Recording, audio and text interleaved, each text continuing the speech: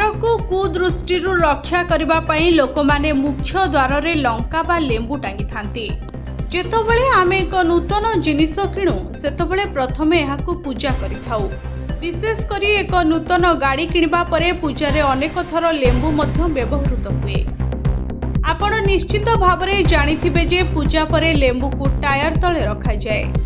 भोपाल बासिंदा ज्योतिष तथा वास्तु परामर्शदाता पंडित हितेन्द्र कुमार शर्मा यह कहीं करा जाउछि से विषय विस्तृत भावरे वर्णना करिसेंति।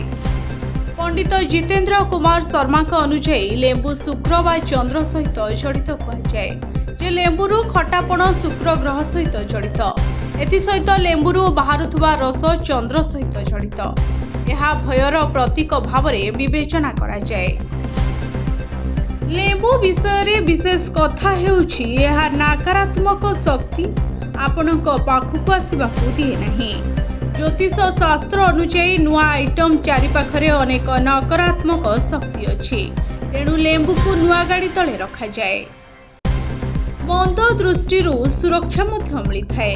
विश्वास अनुसार लेंबू को नुआ जानर टायर तले रखा जाए, जहाद्वारा गाड़ी उपरे कहार मंद आखि न पड़े। नकारात्मक शक्ति दूर हुए एभली परिस्थिति रे लेंबू को नुआ आइटम पाखरे रखिबा द्वारा एहार चारि पाखरे थिबा नकारात्मक शक्ति को दूर होइथाए। एहा सहित शुक्र एवं चंद्रर स्थिति अधिक शक्तिशाली हुए।